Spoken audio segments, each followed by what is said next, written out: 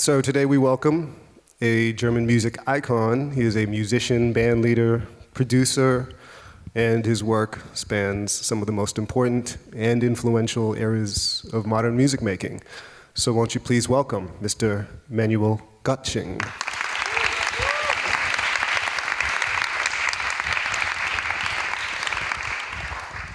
Thanks so much for being here today. Thank you. We heard a little bit of music in the background as you guys were entering the room. This was a recording from 1976 by Manuel entitled Shuttlecock. It is an 18-minute version of this composition. And this is by no means the longest piece of music that he's worked on and recorded. You have music that is 18 minutes, 30 minutes, very famous piece, which we'll get to later, which is a little bit longer. And I just wanted to ask you firstly, what is it about very expansive pieces that is so appealing for you as an artist and musician? The length of the pieces, you mean? Yeah. Yes. That's very simple because my biggest aim in music is to improvise, and so I just start playing, and there's no end. So I start as long as I want to, and as long as I think it has an expression or a feeling or a red line or something, and then some moment I think, well, it's okay or it's over, and then I stop it. So. Yes, I have a lot of pieces recorded or played. The first Ash Ra Tempel concerts here in Berlin, we played sometimes 1 hour, 2 hours. There's a funny picture in this book. Maybe some of you know it from Julian Cope, Krautrock sampler. There's a picture where you see us, my partner Hartmut Enke on bass, me on guitar, and with long hairs like this. You don't see anything. Maybe my nose is out.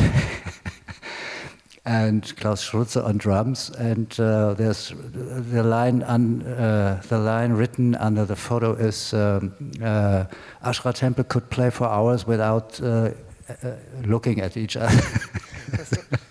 So we played sometimes 3 hours, 4 hours without talking or without stopping. And we had problems then to record, of course, because the length of a vinyl was 20 minutes per side, or maybe 30 sometimes.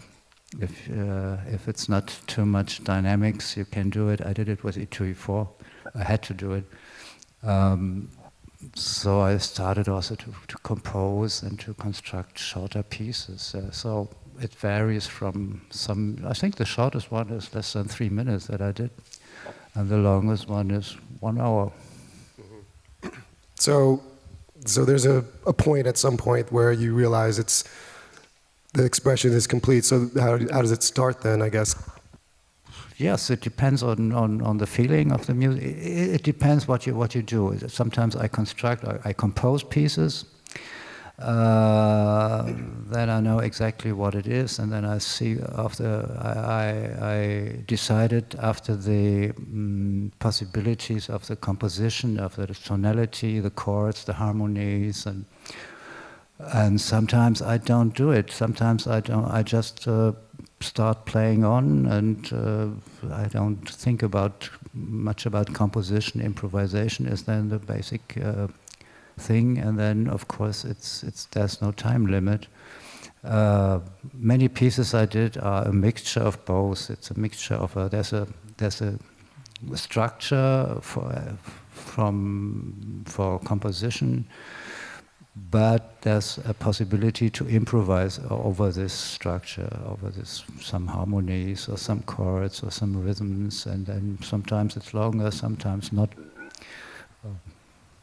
I wonder if you could just take us back a little bit to your beginnings. Where did you grow up, and what was your early musical memories? What were your early musical memories? Well, I grew up in former West Berlin, in the western part of the city of Berlin. And my first very early influences were, of course, through the radio. In the 1950s, there were the radio station by American Allied Forces, British Allied Forces, BFBS, AFN, also the French ones. And so when I was a child, of course, I listened to that. I got somehow the radio. My mother was interested in music. She loved operas, so I listened to Italian operas, Verdi, Puccini. I loved those bel canto style. Of course, I was a bit too young in the 50s, so I didn't get so much of rock and roll. Of course, I remember a little bit the first Elvis and so, but the more influences came in the 1960s. So when I also started to be active in music, I started studying classical guitar. So I became interested in classical guitar pieces. And of course there was the pop music that was started with American music, like Motown sounds. I listened in the radio, but it was also the Rolling Stones and the British blues bands and British guitar players, so I switched from classic guitar to electric guitar, and in the beginning I didn't know anything about electric guitar. I really had to learn it from as a new playing, because it has not very much to do with the classic guitar playing. And yeah, that were the early... And when you started your first band, what was the main influence? Was it blues, or was it American rhythm and blues, or what? The first band was at school. This was just for fun. So we started to cover some songs that we liked. We were 13, 14 years old, but this was already with my later partner, over the years, with whom I finally founded Ash Ra Tempel, Hartmut Enke. So we played some Rolling Stones, we played some Beatles, we played some Who, what was the popular music, and that was just for fun. We played at some school parties and so. And the funny thing is, I was the singer in the band. I didn't play guitar because I couldn't. I convinced my mother to give me a guitar for Christmas, an electric guitar, to buy one. And I really couldn't play anything with it. So I wanted to become the drummer because I like to play drums. And my partner Hartmut said, "No, you have to play guitar, you have to." And I said, "No." And the compromise was I'm the singer. So the problem was I didn't know very much English at the time. So I tried to make sounds that sounded a little bit English, like that what I heard in the radio. Well, it was fun and nobody cared. And later I was really shocked when I read the original lyrics, and that's what I understood at the time was completely different. So when did it sort of transition away from doing something that was so heavily influenced by the UK bands that were blues inspired, towards something more of an original creation of the things that were coming out of this country in particular? That was very, very soon. After 1 year, we just were tired of playing cover songs. It was just a little boring, and we had a choice either to make it more professional, but we didn't want it, and so we really thought about how to play our own music, our own style, or just how to create music. And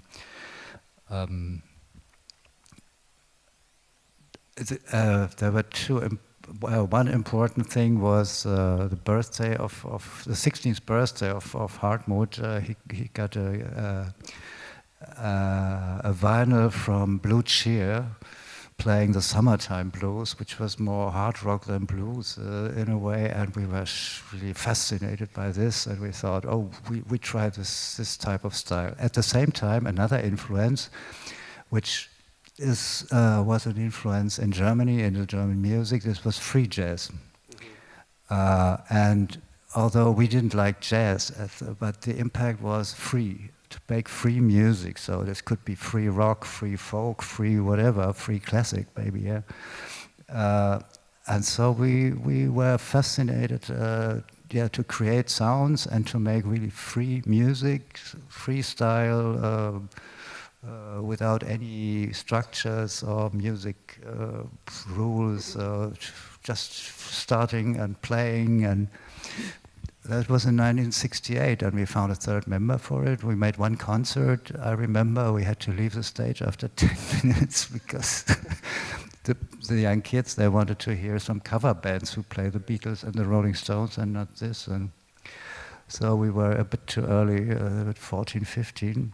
So, and then we switched a little bit, playing blues themes, but trying to improvise at the same time, trying to combine composition and improvisation, a little bit in the style as group Cream were doing it on some legendary albums where they play short blues themes and they start improvising for half an hour and then fall back to the theme. Yeah, we like that. And later, the time was right to switch again to completely free improvisation, and we founded Ash Ra Tempel. So we played exactly like the thing before. We had a blues. We called ourselves before Steeplechase Blues Band, which was, the name was, we were not a blues band. We didn't play blues. We just used some elements of it, but tried to keep with a free style of improvisation and using some blues themes.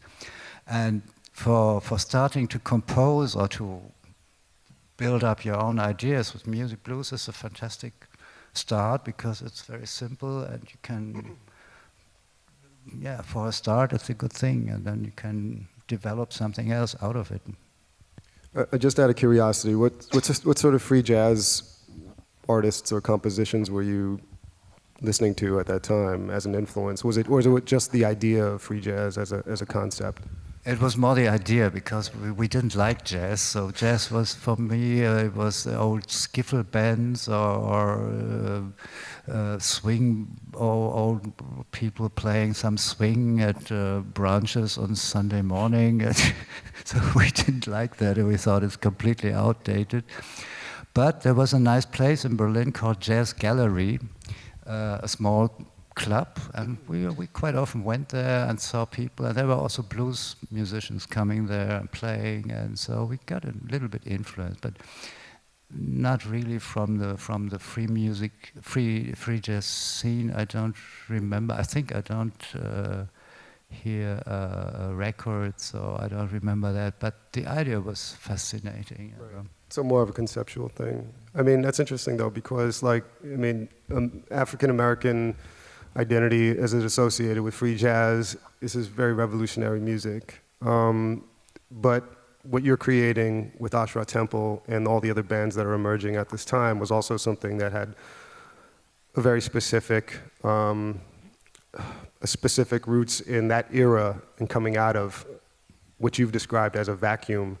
And I wonder if you could just sort of elaborate on that a little bit. What were you guys facing culturally, this cultural vacuum that you've referred to in the past?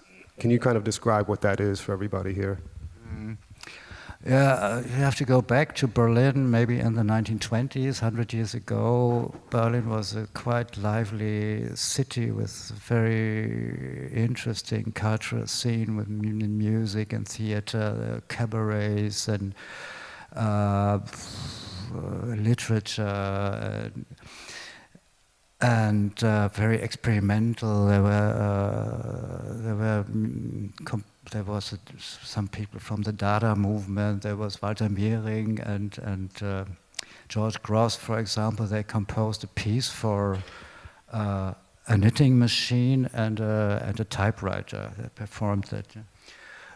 Or there was another composer, Volpe. I found out he worked with 10 gramophone players with different speeds. He played Beethoven symphonies, so nothing new in the 90s. It has been there. So it was really interesting, a very lively thing. And all this was cut down, all this was killed and gassed, and some people who were lucky could flee or emigrate. And after 1945, there was nothing left. There was this, what you call, vacuum. And so it was not only, Berlin was not only the houses were ruined, but the culture was ruined. And it had to be built again. And people were very careful because people felt guilt and they didn't want to be too loud. So they started with German Schlager again. This was, of course, German folk or German Schlager, maybe German songs, very simple and text lyrics about love and about some holidays in Italy. And this is the popular music of that day, yeah. That was the popular music, yeah.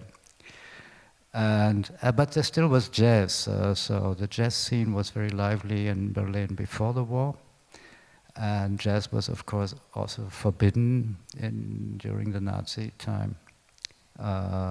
Or they tried to Germanize jazz in a way, which was ridiculous. Yeah?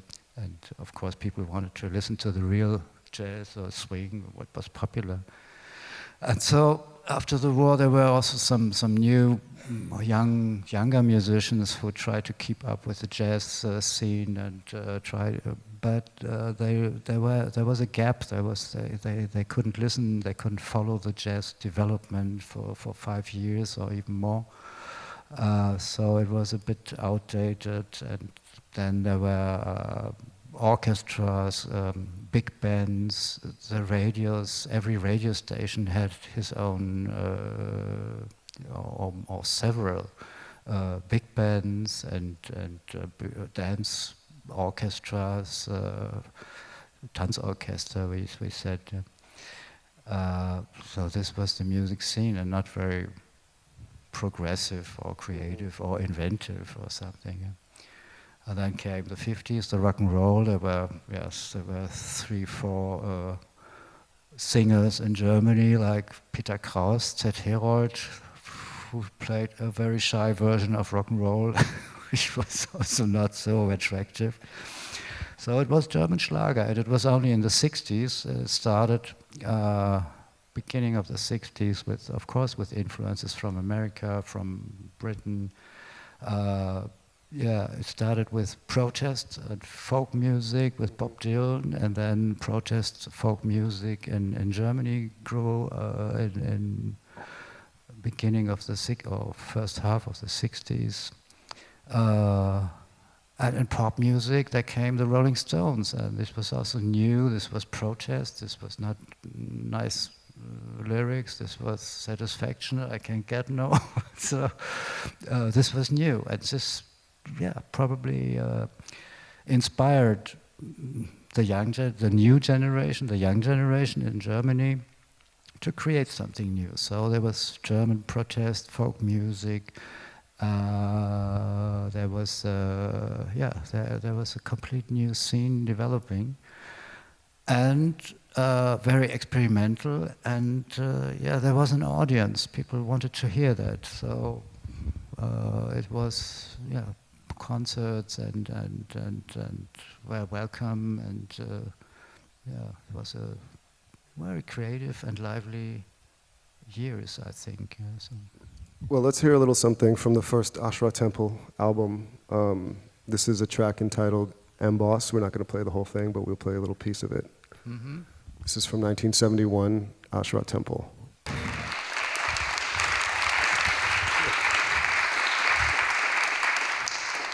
Okay, so that was Emboss from Ash Ra Tempel's first LP, 1971. That's a perfect example for this. What I tried to explain was freestyle, free music, or that's how we improvised for hours. That's my biggest fear was to record or to make too much a record production. So I wanted to keep it as much as possible like our live. This was exactly like we played live our concerts, and so we only had to reduce it for 20 minutes. So we just played and we took some parts, but it's quite close to that how the live concerts had been at the time. And we had problems, technical problems, not with the music, but with to record it, because we couldn't find a proper studio for that. We tried, the company we started with was a small label, or music production. We can maybe talk later about this. And the owner of the label was working together with a very popular guy in the Schlager branche, and they had a small office within a big building of the Schlager company, Meisel, and they had a small studio there for demo studio for Schlager singer. And we went there and put all our big huge amplifiers and cabinets there, and we played 10 minutes, and then we had to stop because the whole building was shaking, and the secretaries said, oops, we can't work anymore. And then we started, we went to another studio, to a quite professional studio at the time in West Berlin called the Audio Studio. There was an engineer who didn't understand anything. He just put, he put the faders in some position, and then he left the control room, and usually we started quite slow, it was quite low, and then became louder and louder and louder. And of course, after 10 minutes, it was so loud that everything, the complete tapes were only distorted. And the producer said, no, I don't pay that. So, and finally we had to go to Hamburg, and we were lucky to meet the legendary engineer Conny Planck. At the time he was quite young, and he later became a legend in music producing and engineering in Germany. And he was the right man. He loved it, and he said, wow, yes, we need some phasing here, and we need here, and yes, and he added this. So he was really playing as a fourth member with us when we recorded it. Yeah, that was really a fantastic production. So this is music that was created to expand one's consciousness, or that's how it's been described. Was that the intention?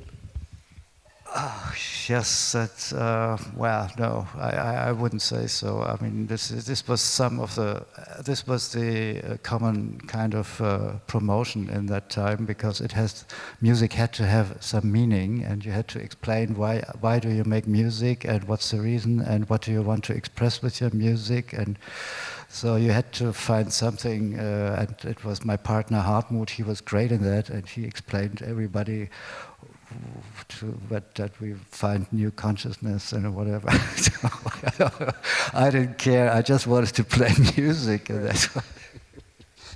But I mean, this leads to an interesting point as far as just how people, like you say, are marketing or labeling music.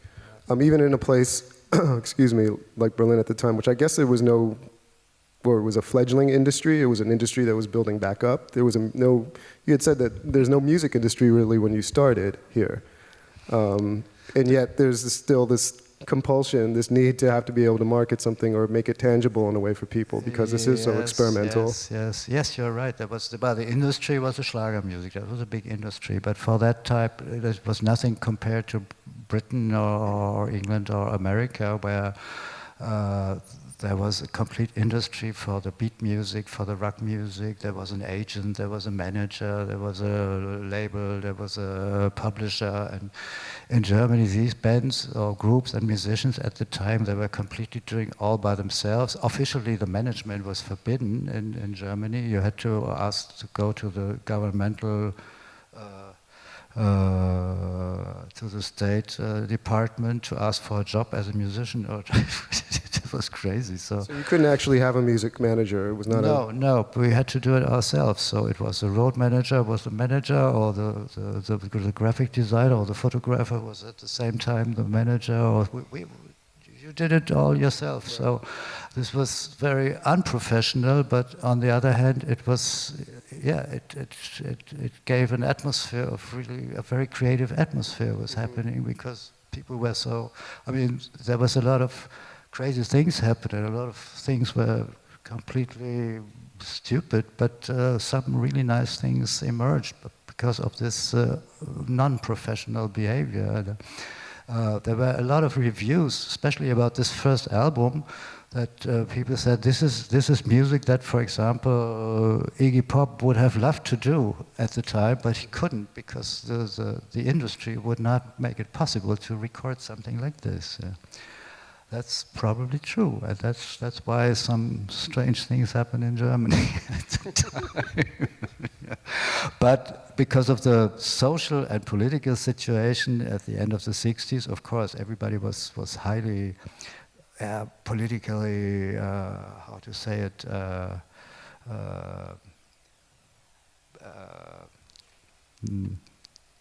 don't know the word now. Motivated, yes. You had to have your opinion. You had to have a statement, and you had to have. That's also in music. Yeah, it had to have a meaning, and it had to have a social meaning and a social political meaning, and this was very important. There were many political groups like Tonsteine Scherben or Flo de Cologne. There were these protest songs, and so. On the other hand, there was the hippie movement, and which also came to Germany, the Kommune, the Amondül, for example, who emerged at the time. Were you part of this commune scene at all? No, I wasn't. Not trying to live that way? No. Oh, yeah. No, this was. I was a bit too young. I mean, I was 16. I was 17. I was 17 when we founded the band Ash Ra Tempel. I was 18 when we recorded the first album. I still went to school. I lived with my parents. Hartmut the same. So we still made it, for fun. We did not really thought of making a musical career. It was we loved the music. We had success. So of course we liked it, and so we continued. But we didn't think very much of the next 10 years or so.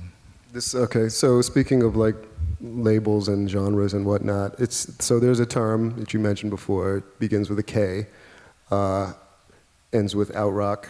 Is this something that when did you first hear this term, this genre name that was assigned to bands like yourself, Ash Ra Tempel, Can, Kraftwerk? Did you reject this name, this grouping, or did you just think... Which name?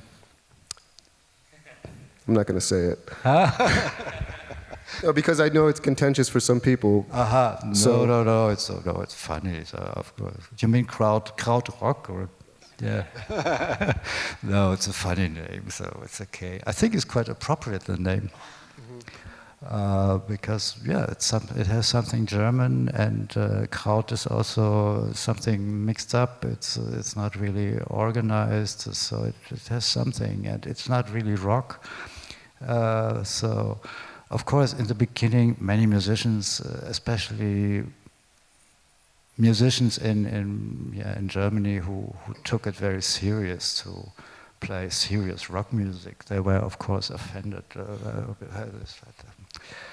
But I think if you look at this, who is now, or who is, when you remember the time, when you remember the bigger names, this is not really, this is so diverse, this music. There's Amondül, there's the electronic scene, there's the jazz scene, the free jazz scene, for example. Or there's some like Embryo, they played some early world music. There are folk songs like Witches Westrup or Hölderlin, or these bands. There were Guru, there were Kran was a kind of jazz rock band. So it's quite diverse. Quite diverse, and so I think it's quite appropriate today to call it like that. So I don't have any problems with it. You recorded an album with Timothy Leary. How did that come to happen? And can we show image number 5, please?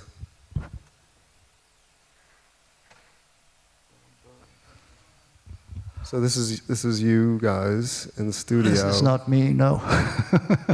Well, that's Tim Leary, that's Sergis Golovin, that's Walter Wegmüller, and that's Brian Barrett. Okay, so there is Timothy Leary. How did this project come into being?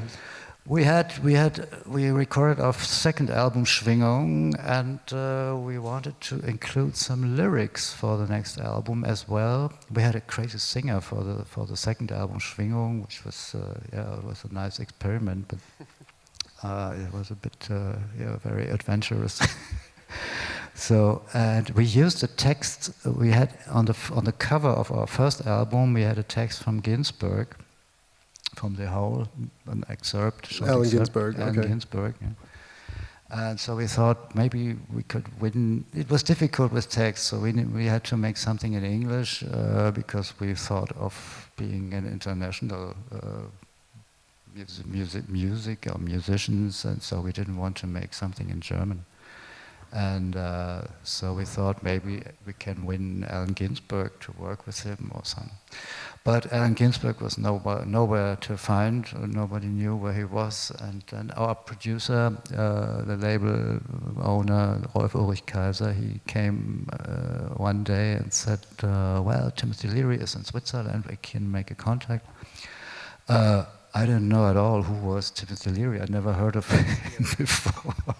But my partner, Hartmut, was really enthusiastic. Wow, Timothy Leary is great. He's a fugitive at this time, right? He's a fugitive at this time. Right. He's escaped the United States and escaped from prison. He escaped from prison. Yeah, he was. Tim was working as a experimental. He did experiments with LSD as a neurologist and a psychotherapist at the Harvard University. And this was the time when LSD became very popular, not only as a party drug in the United States, and so he was thought of being very dangerous for the youth. And I think it was Nixon who called him one of the state enemies #1, and they tried to get him out of the business. Mm-hmm. And so he was caught because the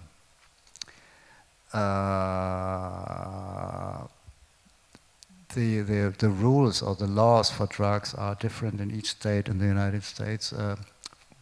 Differ very much. I don't know if it's maybe it's still today, but it was at the time. But there's no really border between, I don't know, Ohio and Nebraska, or you don't know when you leave one and another. So, and they just found a simple trick. He went somewhere across the country, and he was caught with 10 grams of marijuana or so. But he was sentenced to 10 years, so to get him out of, to get him away. And he escaped from the prison. There's a funny story in the prison because when they had to choose which prison he was going to, they had to make a test with him, how dangerous he is, how big is the danger of escaping or whatever. So, and Tim Leary was very amused when he went to the test to find the paper. He read the questions. And then he found out that he developed this test as a neurologist, as a psychiatrist. So he knew exactly what to answer. And he came to a relatively open prison. And there his former wife managed somehow in contact with Eldridge, with the Black Panther, to free him and to help him to escape. Then he went to, they helped him to leave the country. He went to Algeria, where the leader of the Black Panthers was resident. Eldridge Cleaver. But they didn't get along together because Tim Leary was a very easy guy, and he was not interested very much in politics. And Eldridge Cleaver was a very hardliner in military. So they didn't. They were not really good together, and Tim Leary felt a little bit like another prison there. He didn't know, and then he moved. Somehow he moved.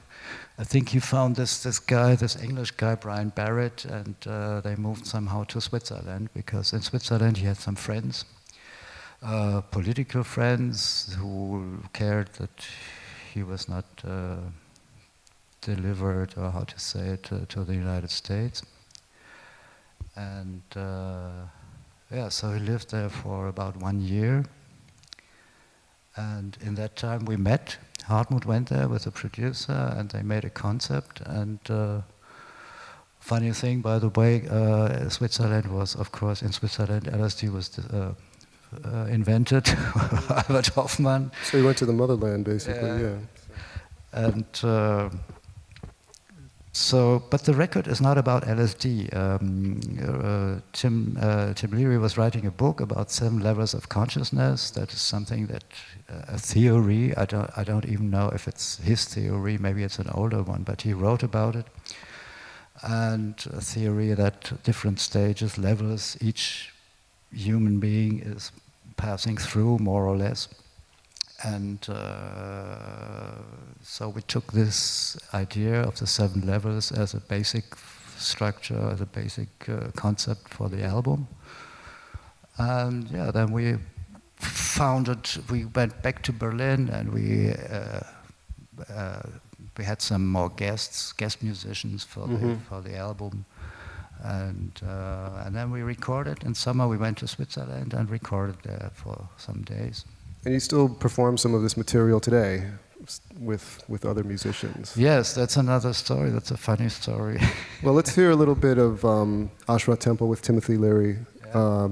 This track, well, it's space side and a time side. So this is a piece of the space side from 1973, I think it is? It's, yeah, the recording was in summer 72, and okay. Released it was in 73. Okay.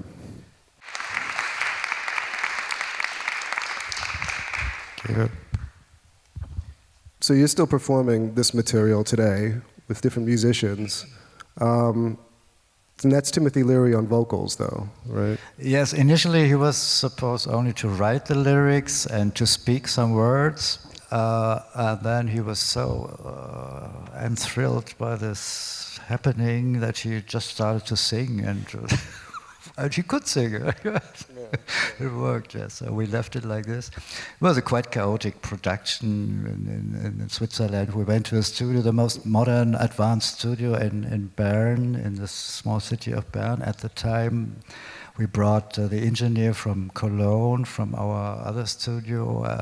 He started to rebuild the studio completely and to install the monitors different and to make this. We were only hanging around, and we lived all together for some days in a nice house up the hills. And yeah, it was a nice thing. And so we recorded some material. And then, but we went later in the studio to mix it again, and in Cologne.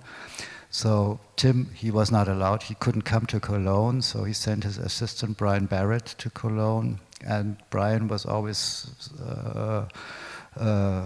playing it over the phone to Tim in Switzerland. He said, "Yeah, great. We need more synthesizers. We need more sound. We need here more space, more cosmic." So it became, yeah, well, in the end, very chaotic. But yeah, it was a nice experience. And well, after all, I think musically it's not, well, maybe not so inventive, but I liked it very much that finally it happened, and that's a good thing. So. And the funny thing now is that for some years, 3 years ago, 2015, I was invited to Melbourne, Australia, for a festival to perform, for a solo performance. And the woman who curated the festival proposed that I would probably play with some other musicians to perform some session or some workshops or so. And I don't like those kind of sessions. And so my wife proposed, "Why don't you play some old Ash Ra Tempel?" And I said, "Well, great idea." So, and they looked for some, they proposed some musicians. This was Ariel Pink from Los Angeles. That was Shax Chamberlain, who played with Ariel Pink, and Oren Ambachi, who is also Australian. He's well known for his solo work, solo experimental guitar, and he also played with KG Heino, and he's doing a lot of things. I didn't know any of the three. And so I thought, okay, let's try. And I got in contact with them by emails, and I wrote, well, do you need some material? Do you know some scores, maybe some lyrics? And they said, we know it. We know everything. We are so familiar with this album. I proposed Timothy Leary, maybe for singing with Ariel, and some of the second album, Schwingung. So we made a mixture, a 1 hour program of these two albums, we met only one day before in Australia. We had 1 day rehearsal, and it was perfect. It was like if we had played it the day before, and later we brought it out as a record last year, and later. When I heard the recordings, I thought it sounded perfectly like the original. Yeah. It could be, it could be some lost demo tape or something like that. So this ought to be.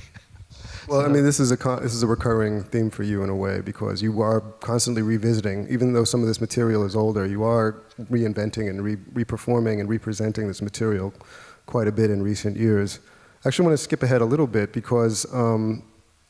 I want to get to some of your solo recordings, and yesterday this idea of reduction came up in terms of just stepping back and maybe having less, or being available, having things less available to you and simplifying, and how that can be an effective tool as a creative person.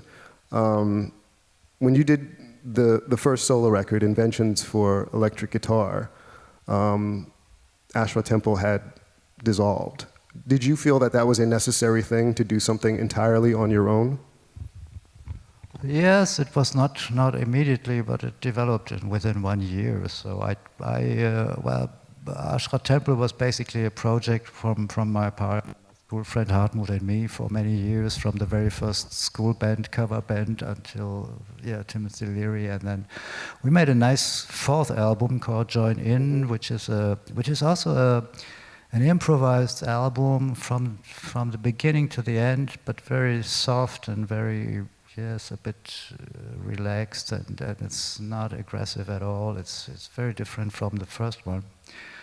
And then he quit. He didn't want to play anymore. He didn't want being professionally a musician. He wanted to keep up his mind free, and he wanted to play when he wants to play, and not because it's a record production, and not to make concerts or. It was just didn't work anymore, and so I thought of continuing with. I like the idea of a band or a group. I tried with various musicians, but it didn't work that much in this way, and I was not so happy with it.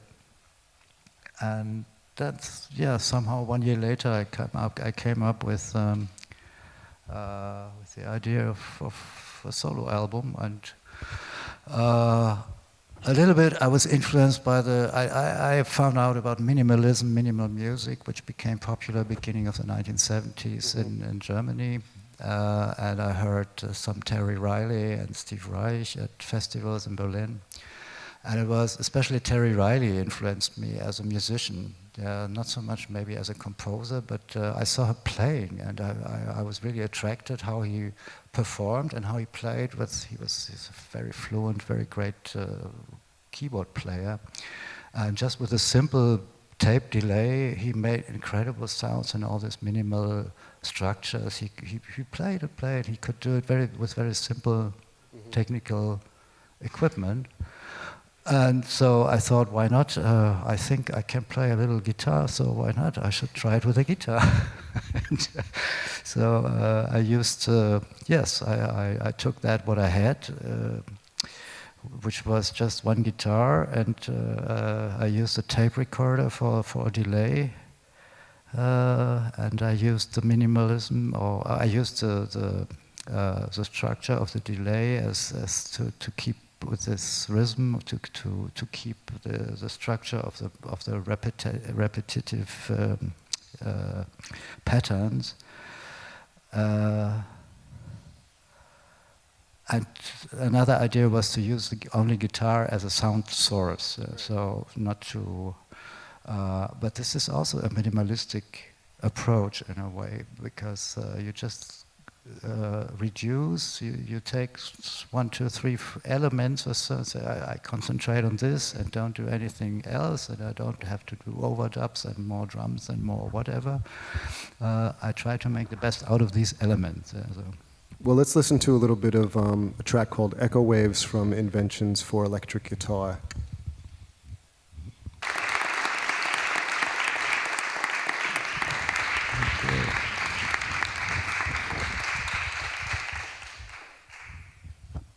So that's just electric guitar, multi-tracked, with delay, and that's it. Yes. You are treating this also, like you mentioned to me in an email recently that you're actually representing this with an orchestra, or you have presented this with an orchestra as well. So it's scored. How much of this was scored going into this? How much was just, improvisation? No, the original is for 4 guitars. So there are 4 voices, and I performed it once in Japan with 4 guitar players, with Elliot Sharp from New York, with Steve Hillage from England, and a good old friend of mine from the Virgin days. And a young Chinese player, Shu Wang, who was very popular in Beijing. He has several groups. And just now, for some years, I found a great band in Denmark. 6 young musicians, guitar players, experimental players called Cirklen.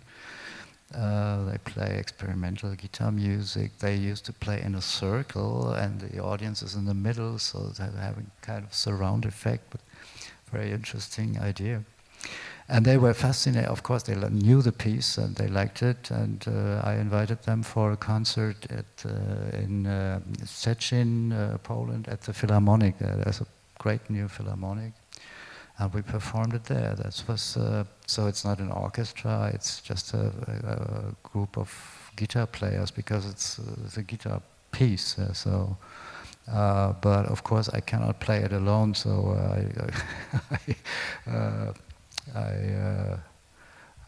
to have the 4 voices, so you can play it maybe with 6 voices.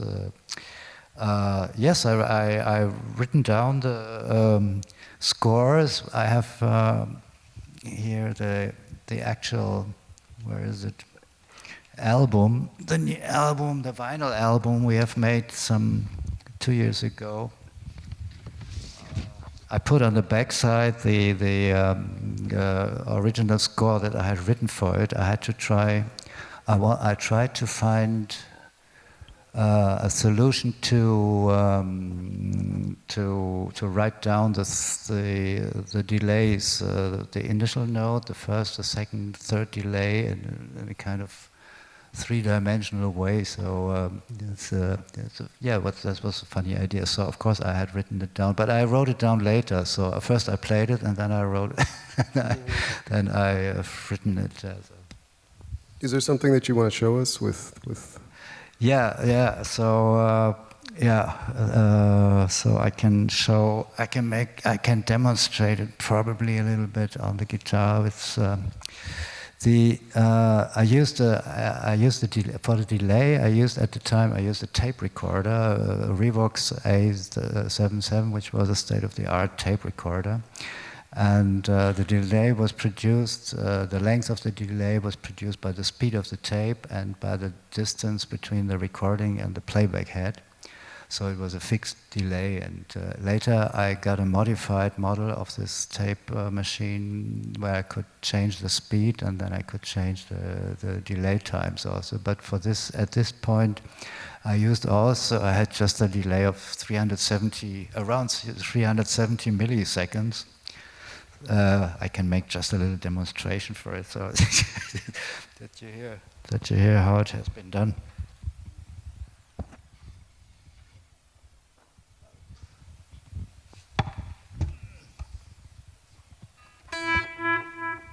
So this is just that was a kind of delay, and then I used two different tempi for two different pieces. The first side, Echo Waves, is in a triolic tempo, and the second piece, Polaris, is in a straight 4/4 tempo. So this is like the first one.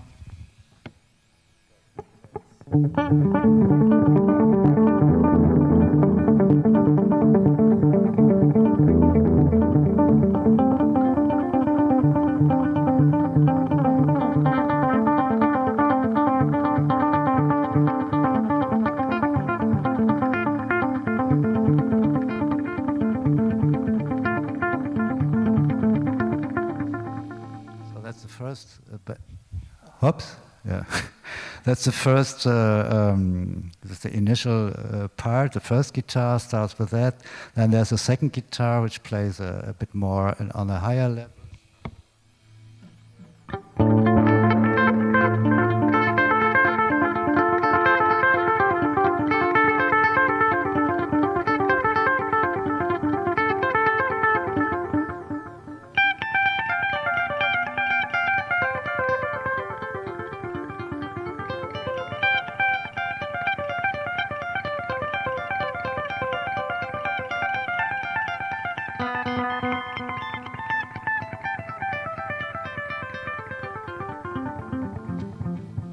And then I had a third, which was more a bass line, and one voice is more, how to say it, is more a sound. I used a volume pedal, nothing more, and that was it. And so I created this first piece, the second piece, all the other piece in the other tempo. This is slower, this is like this.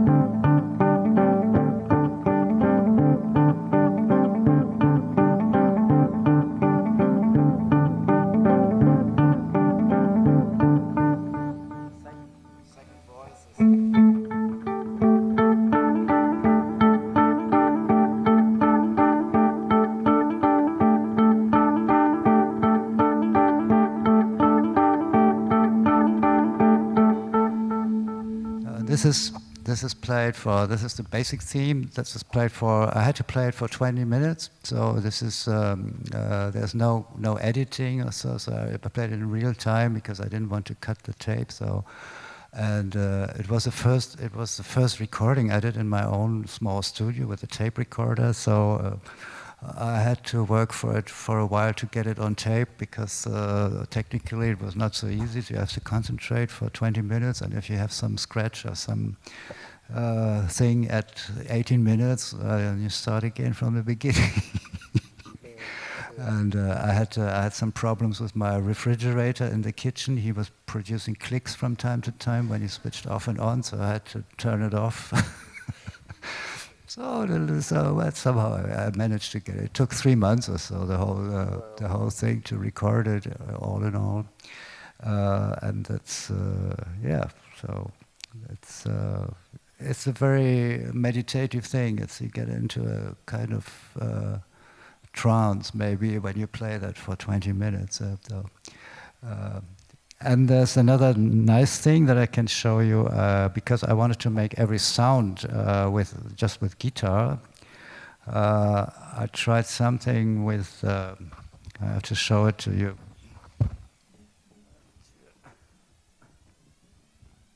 This is a piece of metal that I used. This is originally from a slide guitar, or from Hawaiian guitar. And I used it as a kind of bow, or like playing the strings like this. So to get a kind of, yeah, how to say it, string sound, or not the percussive sound of a guitar. The one thing you can do is that you work with a volume pedal that you take the attack away. And this was the other one that I tried for the second piece, Quasasphere, which is the shortest piece. It goes something like this.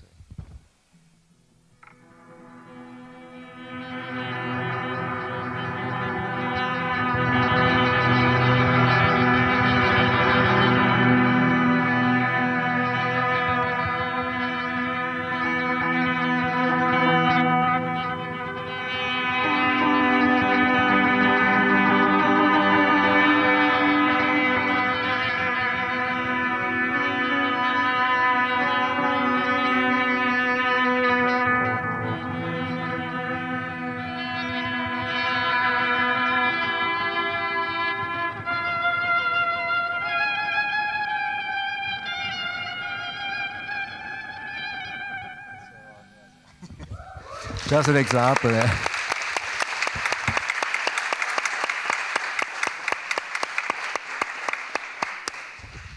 So you mentioned Terry Riley and minimalism and that being an influence on you,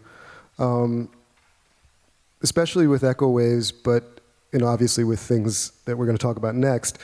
I wonder if just African American music and this sort of repetition being a thing, an innovation of James Brown and other people, was that an influence on you at any point? Yes, we had a review from the first Ash Ra Tempel that somebody has written, Ash Ra Tempel sounds like the James Brown band on acid. They were on acid too, actually, so at various points.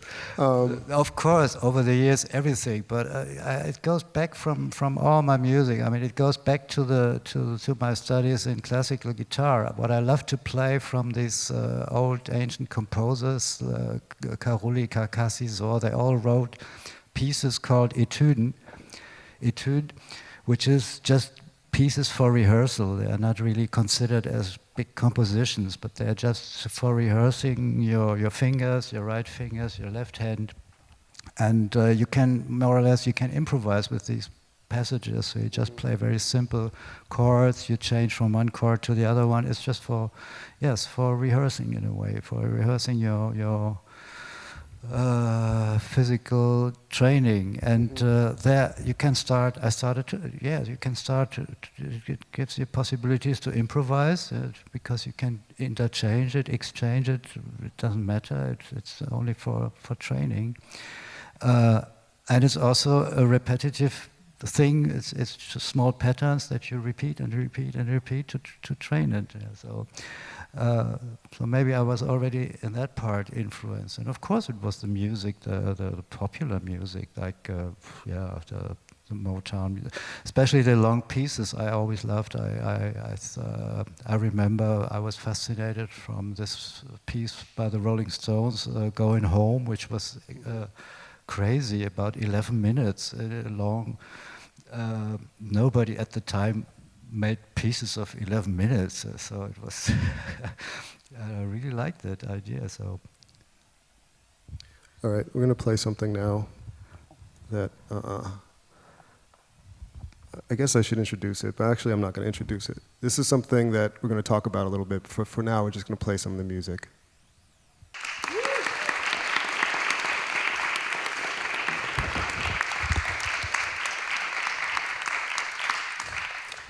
Okay, so that of course was E2-E4, recorded in 1981.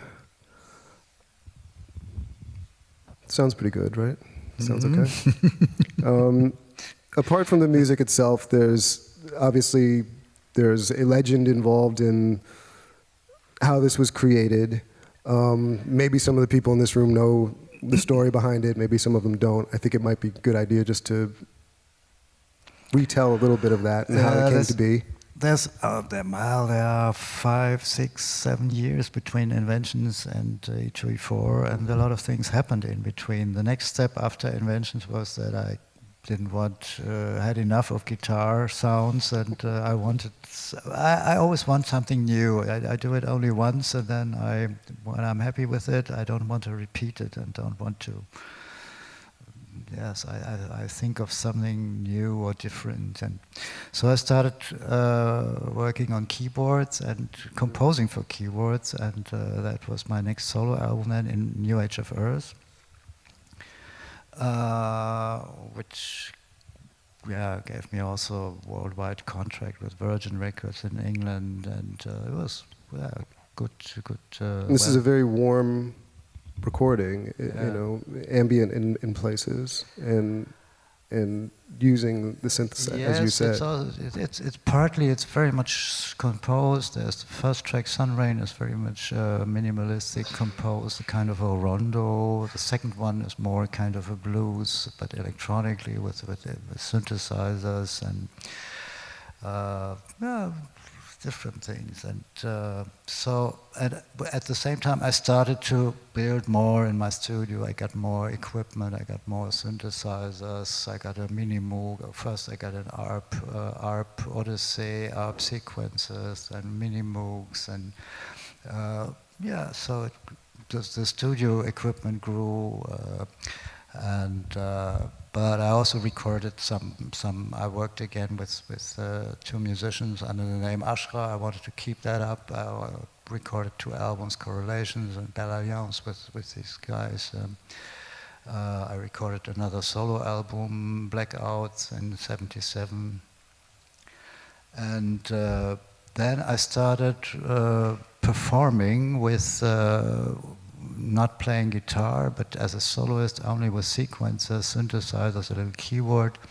A good friend of mine at the time, she was a very well-known figure in the fashion business in Berlin, and she made very interesting, Claudia Skoda, she made very interesting shows at the time, very multimedia shows, which was something special that nobody else did it. It was with a performance artist, with films, and of course electronic music was something very new. And so I started performing there to the shows, playing just live, improvising for 60, 70, 80 minutes. And so I got a good training as well in this. This finally led then to the recording of E2-E4 in a way. I was on a tour. I was invited by my old partner Klaus Schulze for a guest on his tour, and when I came back, I was a little bit in a live feeling. So, and some weeks later, I have just recorded it. In the same way as I have had recorded over the years many times, but this time it was something special, and it worked. There were no problems, technical problems, no crackles, no, I don't know. In fact, I didn't intend to record it as a new. It was not the intention to record a new album. It was just a session, and I recorded it just on a 2-track machine. And in the beginning, there was something. The rhythm was somehow different from what I tried, so I nearly wanted to stop it. But somehow I said, "No, let's see what happens." So I'm lucky today. Mm-hmm. And so. It sounds very easy, so it was very relaxed, and maybe this is what it sounds like. But in fact, it was some years' work to come to this point, and some years experimental training and concerts and performances, and so it was just a great moment. So, but when you're recording this is December of '81 when you record this. I guess my question is, what is the emotion that's fueling it? Because you can talk about being in a trance-like state, and maybe that is emotive in some way, but I feel like the reason this piece of music has lived on and transcended genre and places in the world is because there is something very emotive about it. And I just wonder if there was, besides just sitting down and playing, if there was some emotion that was behind this that you recall. No, just playing, I wanted to play, and so I did it in the same way I did many sessions in my studio before, and I had many recordings of 30 minutes. Sometimes it's only 10 minutes, and something was happening, and I stopped it, and this one just worked for 1 hour, and so. No, not really a special mood, or I can't. Yeah, the only thing is that I felt in a bit. I thought it's a kind of live atmosphere, me alone, live in my studio, so that without audience. Well, I guess maybe that's what it is. It's just the feeling of intimacy that's still there. Yeah, so I didn't change anything afterwards. I didn't do any overdubs. I didn't do any edits. I didn't change any, not even equalizing or something like that. So I just left it as it was. And so I was a bit surprised actually when I finished, and then I said, "Whoops, what was this?" And I listened to it. I thought, "Well, this is quite perfect." Actually, I was working on another program. I was working on a new solo album, but my idea was to make something more orchestral, more composed, and so then suddenly I had this tape and thought, well, what to do? And all my friends said, well, you must release it, and you must, okay. Yes, I went to London. I still had this contract with Virgin Records, but it was open. There was an option to continue or not to continue.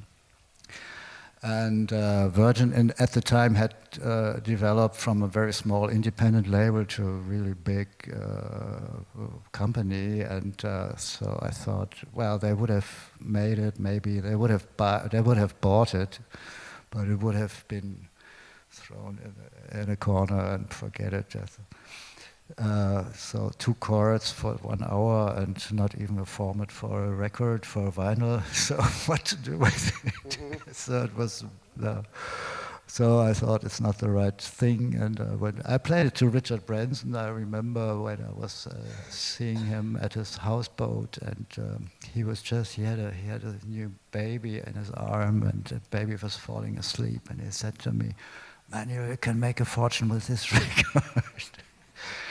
So I said, okay, thanks for the advice. So I left it for 2 years, and then my old friend Klaus Schulze came up. He wanted to create again a new label, a small label, just for some friends and for himself, and he called it Intim Records.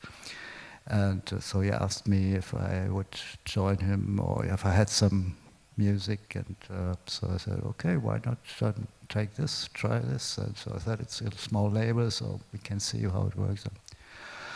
And the initial reactions were very not 50-50. There were some strange reactions here in Berlin. Some people wrote, "This is there's no excuse for this record." I had missed everything in the actual development of electronic music. So I should better listen to Depeche Mode, they wrote. Well, okay, 10 years, 15 years later, they had to excuse for this, for this line. So. I mean, how did that feel though at the time? Well, it was not. I mean, it's not like you had high expectations. No, it was not the right time, because the high period of the experimental electronic music was over, end of the 70s, because there was such a huge boom of equipment. The first half of the 70s, there were really experiments from bands like Tangerine Dream, the early Kraftwerk, because before they became pop musicians in a way, electronic pop musicians. The Popol Vuh, Klaus Schulze, my experiments, so Rodelius and Möbius with Kluster, Conny Schnitzler, for example. This was really interesting. And then there was really suddenly a mass market for instruments coming from Japan, especially with the companies Roland, Yamaha, Korg. They all produced synthesizers, keyboards. They got more and more and more. And end of the 70s, it was nothing. Everyone used it, and nobody was talking about electronic music anymore because it became a mass market, and it became a mass. It became standard in popular music. So everybody was using it, and nobody was talking anymore about some experiments in electronic music. So the old bands, musicians, the older ones, they were not really, they were not so interesting in the beginning. The first half of the 1980s, there was a new generation, there was a new wave in Germany with German lyrics. First came the punk music, then there was this new wave in England. There was synthie-pop bands in England like Orchestra Minerva and Human League, for example. They had chart success, and nobody wanted to listen anymore to Tangerine Dream. This was 70s music. And it was only in end of the 80s or beginning of the 90s with what I call techno period that this music was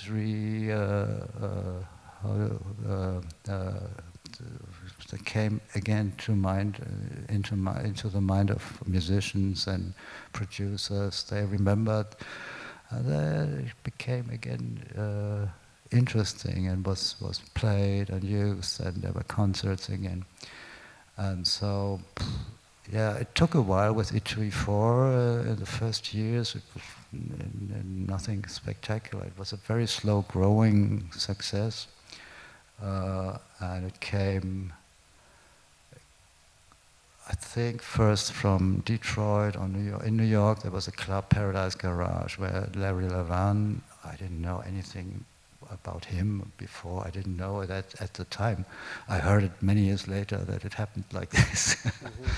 That he played it in full length, and that he even wanted it for his funeral to be played at his funeral. There was in Detroit, there were DJs who played it, they sampled or remixed it, and I only found it out in 1989 when it came somehow to England.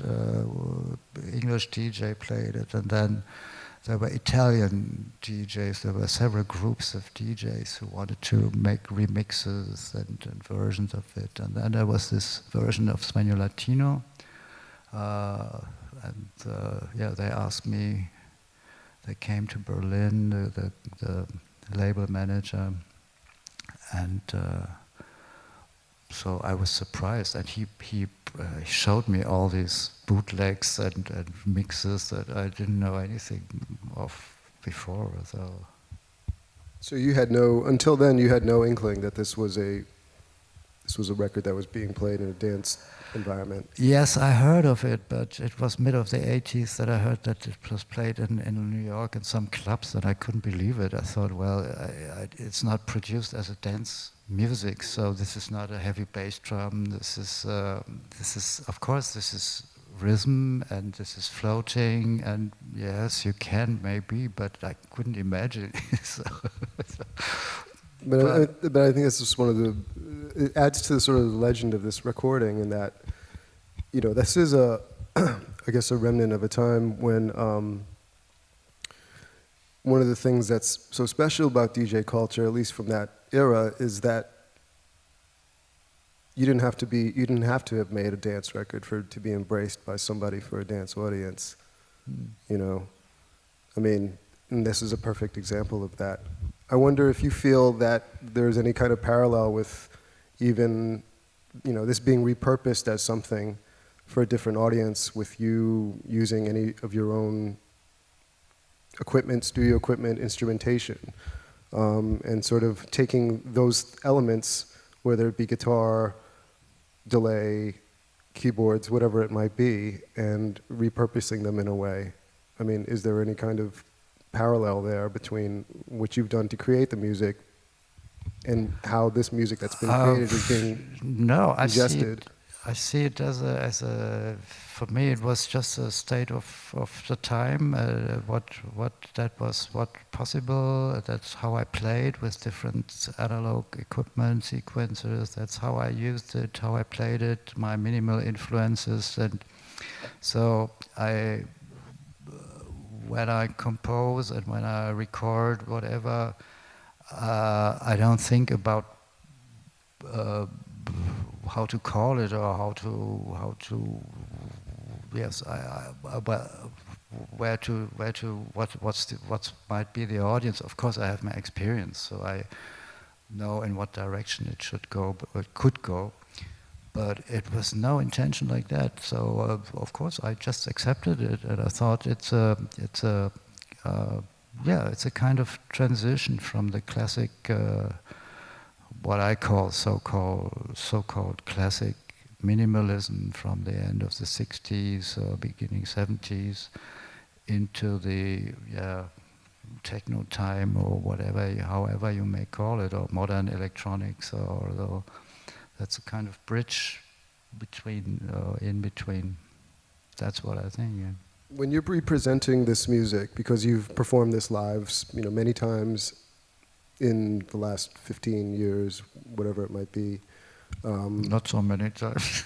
Well, you have performed this though. I performed it, but I started not in a club, but in different environments. Yes, I performed it, but I didn't perform it for many years because I thought it's impossible with all this equipment and to bring it or to carry it and then to install it and to tune it, and because I used my studio, I used mixing desks, I used the tape recorders, all the delays and the drum machines, the synthesizers and so on. And so I thought it's just a studio recording that I would never perform. But the technology has changed, and I got interested. I was interested in of course, in computer, very first computer technology in the beginning of the 80s. I used an Apple II Plus computer. I used a Commodore computer, but these were very rough and very simple computers, and of course, it was not possible to work with them or even to play these computers like an instrument. And it took another 20 years until laptops got so technically so fit that you could, and with the appropriate programs like Ableton was fantastic, that you can use it on stage and play with it like an instrument, like you play an instrument. Yeah. So I started from 2002, I started to think about performing and again solo performance with a simple equipment, and that brought me to it gave me the possibility to perform in Japan, to perform in Korea, to perform in China, to perform in Australia, to perform in the United States. I just take a laptop and a small keyboard, my guitar, and that's it. And so I had to work out a little different version of it, because I used original sounds, so I didn't have any separate tracks of it. I only have this. There's only this 2-track existing because I didn't have recorded it on multi-track. So I used parts of it, many small parts of it. To keep up with the original sound, and I used as a second way, I used the internal or computer sounds, synthesizer sounds, plugins to rebuild the bass line, the chords, the solo melody, the drum set. I used drum samples from my original Echo drum computer. So I can change, and I can play with both. I can play with I have the old melodies and I have the new, and I can play with both. And that's attractive. So I played first concert in Japan in 2006, and since then I think I performed it every year once or so. Like around that. Does it? Do you hear the music in a different way now after all this time?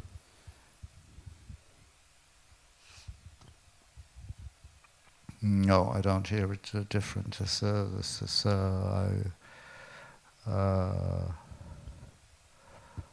a great. Yes, it still works, and so I don't.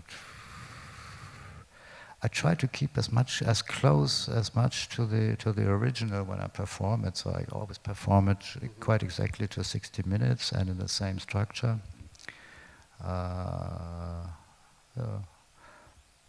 No, every time different. This is my favorite way in music to use. That's what I explained before. Sometimes I have basic structures, but with these structures I begin to improvise. Yeah.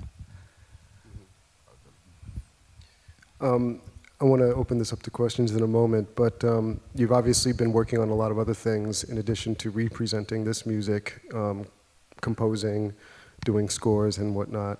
But I wonder, just in terms of what we started this conversation off with, in terms of talking about context and the context in which you started, what do you think all of this has taught you, if anything, in terms of how a context can fuel creation of something, and yet that thing that comes from that very specific set of circumstances, being the Germany, the Berlin of your youth, now creates something that people who have very, very little connection, direct connection to, still have this attachment to, still have some feeling for, and some connection to. I'm just wondering if you have any thoughts at all about that. This is a very complicated question. I can only repeat that in the beginning for me that was all more like free playing with it, and I didn't intend very much to become very professional. So I was interested in music. What is music? How is music existing? How is it? What is it? How to play it? Why does it sound like this, like that? When I listen to something in the radio, how is it made? When I play the guitar at home, it sounds completely different. So how does it work? And so I was interested in this side. I was interested in music, music structures. What's the difference between a major and a minor chord? What if you put it in this order or in that order? How did old composers, popular composers, how did they compose their symphonies, their pieces? How did Bach did it? And so. Yeah, formulas, and to try that and trying that out, and that's my own, for my own experience. And I'm very happy when something that I play or that I make or that I release, when this is this is a success, and or when people like it, and when people like the music. And of course I like. Last time I played in Copenhagen. There were people entering the stage and began to dance. So I like it. Well, I thank you for exploring ways to express yourself, pursuing that freedom of expression within your music, and I thank you for being here today. We're going to take some questions, but let's say thank you to Manuel Göttsching. Thank you.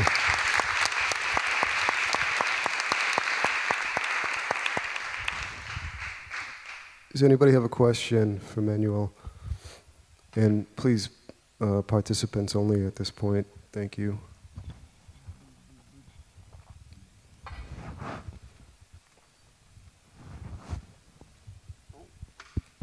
Hi, I'm Francisco. Thank you very much for all the sharing and the music. It has been very inspiring to me. Since you have a record called Inventions for Electric Guitar, which I really like, do you think there's still a chance for electric guitar to be reinvented?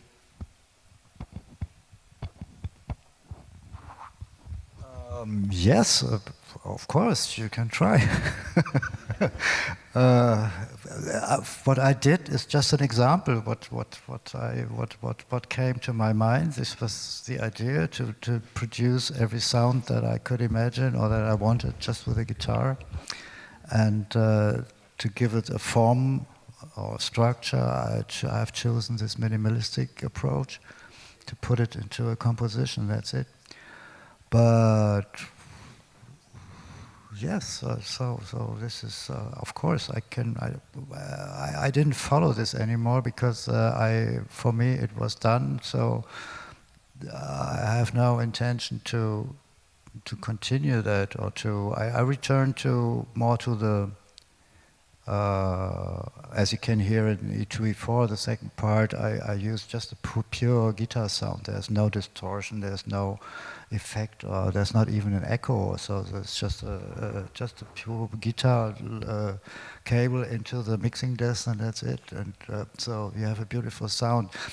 I reduced it more to produce a sound with your fingers. It's very depends on how you attack with your fingers. If you play with your nails, if you play with a small pleck, how you move your fingers on the left hand. So it can have a great variety of tonality or atmosphere or changing in colors of the tone, and that's enough. And that's, if you listen to it, that's. I found it, in the future I found it, or for my future I found it more attractive. Yeah. But today there are so many effects and effects and effects, that's good. I have to say that I didn't use it as the echo, I didn't use it as an effect, I use it as part of a composition. So maybe you can, there's a possibility, for example, if you use some kind of loopers or live samplers and to create with this yes, a new style or something of loopings, put loops together and working with that with more than one, 2 voices, 3 voices or so. Maybe.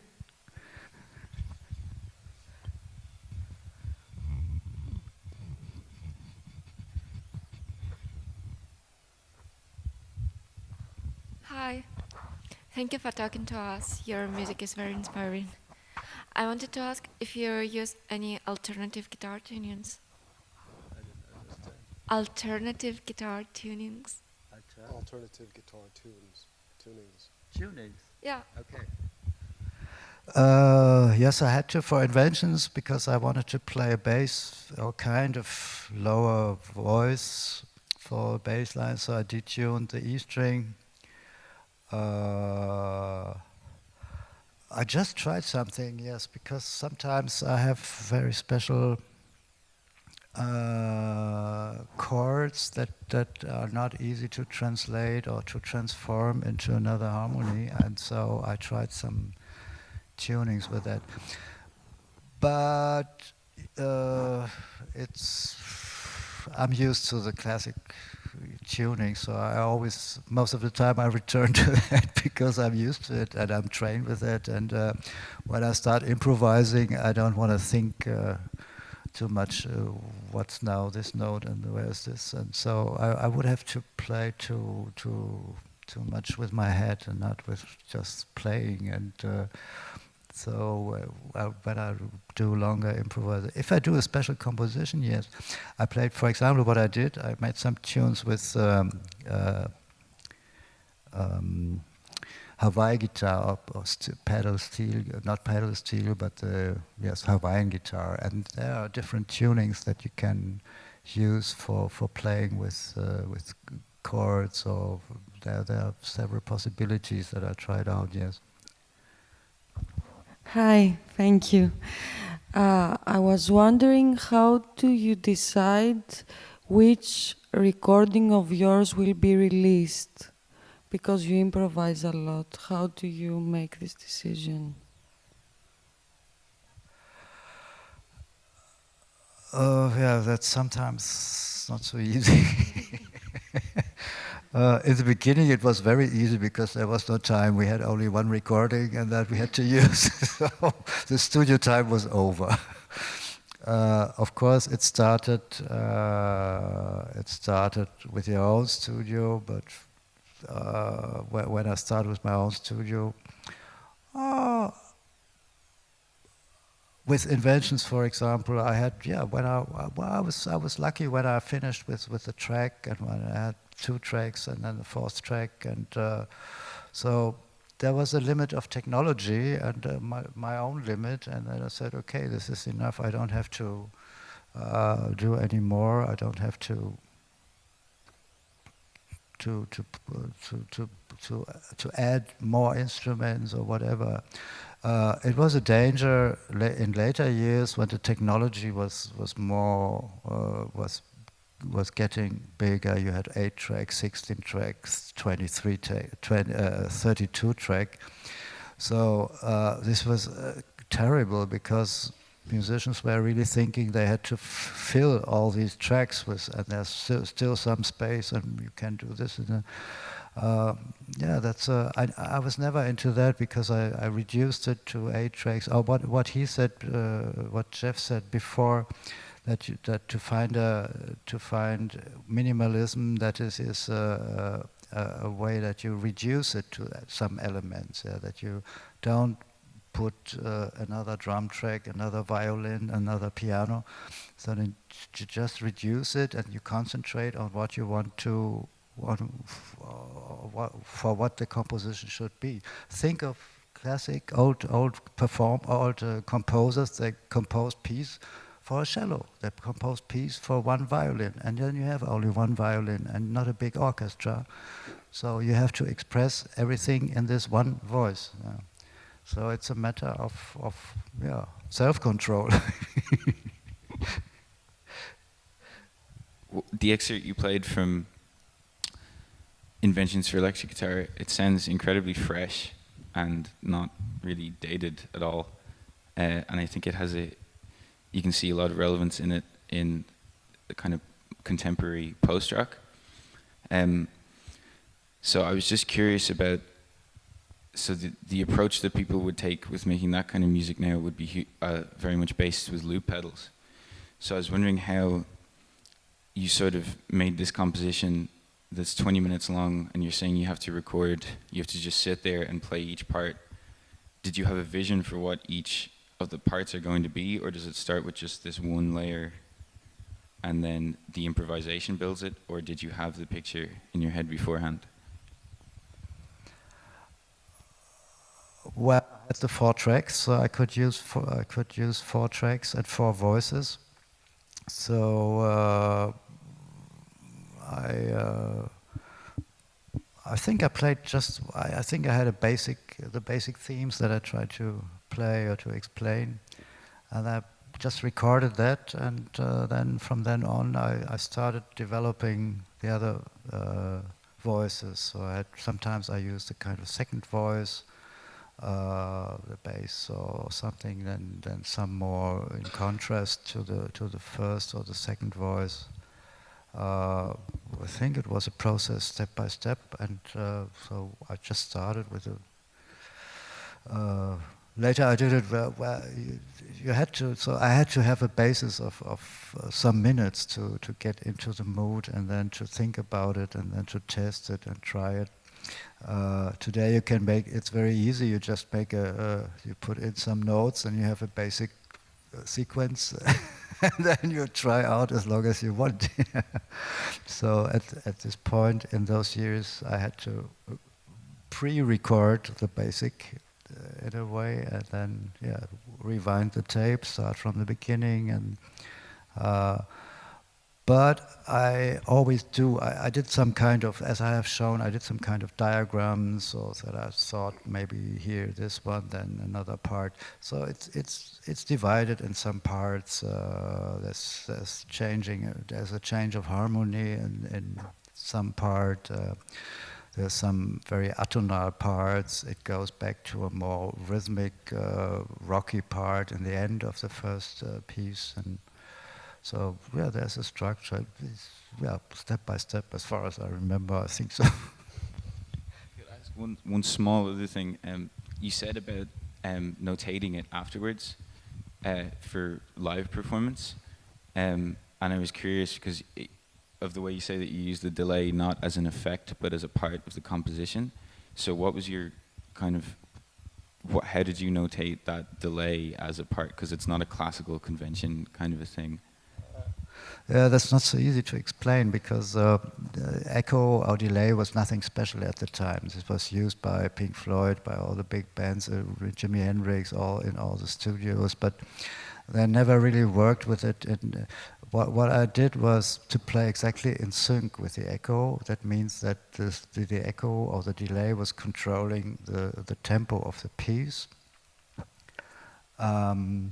Which was also a great help when I played it, because I had to keep up steady in this tempo, and I wanted exactly the amount of echo of the first delay, the second delay, the third delay, because it gives a new combination of notes. It gives a new harmonies. It gives new intervals. When the third note meets the first one, or something like this. Like phasing. Yeah. I'm just wondering, as somebody who's inspired a lot of contemporary artists and musicians, if there's any newer music or artists that you're interested in at the moment or inspired by? Oof, not particular.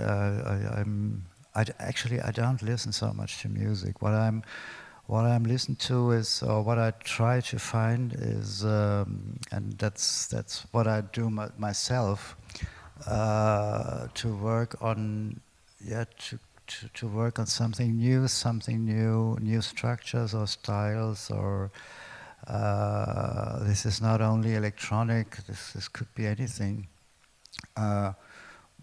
What I found a bit sad was that electronic music became a little too much like being dance music. So it's either dance or it's chill out, or but I think there are many more possibilities for electronic sounds or music, or for what you can do with it. Very fine and very precise working, or to make it a difference, everything which makes it different from the acoustic music or from the old music, and to use that.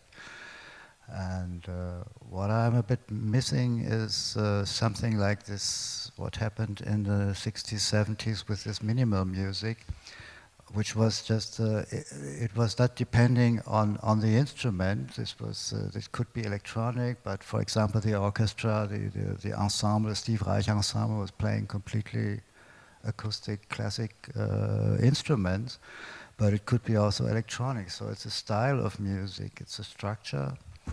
And I think something like this should be reinvented in the next years. Some of you, maybe. I agree. Yeah, I think so, actually. Anybody else? Hi. Did you ever have the chance to jam with Terry Riley? To jam? To jam? Jam, J-A-M. Play music with Terry Riley. To jam with Terry Riley? Yeah. Okay. No, I didn't know. Did you ever have a chance to talk about his music and your music, or share any ideas? Yes, we did. I met him briefly at one of his last concerts here at the where was it? Former Kongresshalle. Today it's Haus der Kulturen. We spoke a little bit. He's yes, there's, what should I say? I always said musicians don't talk very much. They play.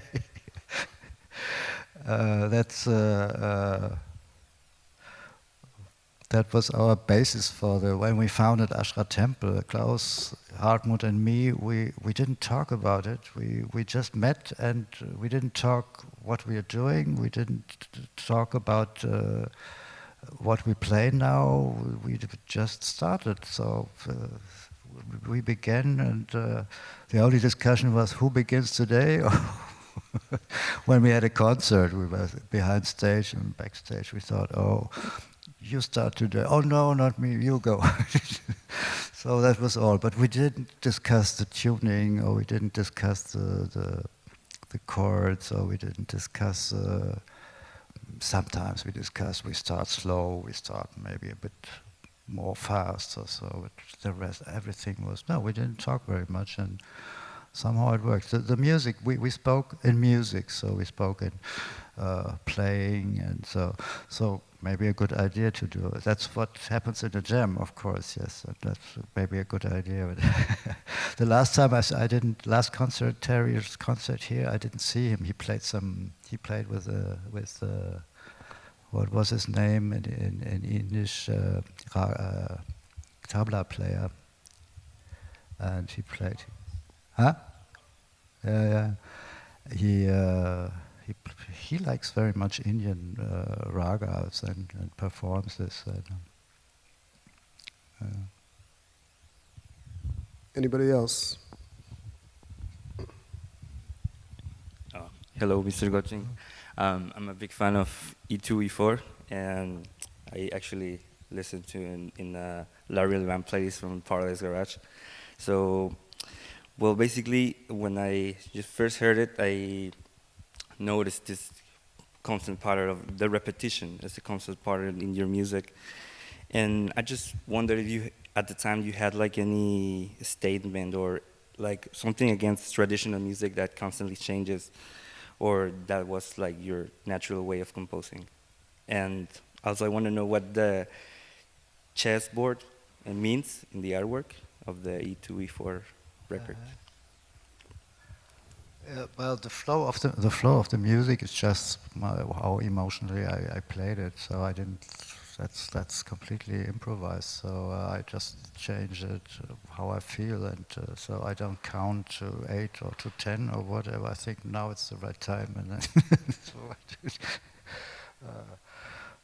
the cover. That's a long story. The funny thing is with the title E2-E4, it was one of the only pieces of music where I had the title, the name E2-E4 I had before I had the piece of music. So I found out, I thought of, yes, a chess game, and I thought of, I was working with this computer, Apple computer, Commodore, and I was writing programs, small programs for graphics, for text, and I was doing programming in this language, BASIC and assembler, and then you start using letters and numbers for abbreviations, and you have this hexadecimal code for not a 10, not 1 to 10, but 1 to 16, and then you have A, B, C, D, E.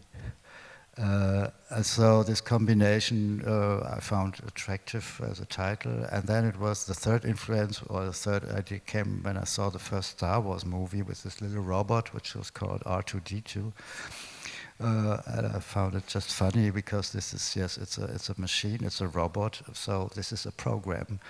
And so I thought at E2-E4 is the most common used opening in a chess game. So I thought this is a great title, but I didn't have any music, so I thought, okay, I keep it in mind when you have the. And when I performed, or when I recorded it in December 1981, I thought, well, this could be the right piece of music to call it E2-E4. And naturally, I decided to use a simple chessboard as a cover. You can see picture number 7, actually, real quick, which is the album cover. I have something else here. This is from our last release. We have an inlay in the card, and that's what I found. This is a chessboard that my father had drawn himself, where every field at the chessboard has a number, and the appropriate letter and number, because he was teaching himself to play chess without the board. So just remembering the number of the field, and then playing just out of his head with partners or so without seeing the board. So this was his training board, and I found it 15 years ago in his archives, and so I thought it's appropriate to use it for my cover. He would have been very happy. And if you're curious about the actual chess move, it's picture number 8. Throw that up there real quick. That's E2-E4. Anybody else with a question?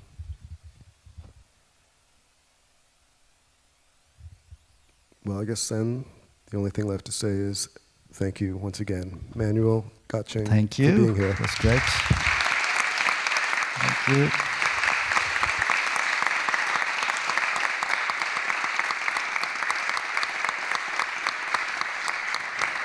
Thank you for inviting me. It was a pleasure. And I hope I could give you some interesting hints.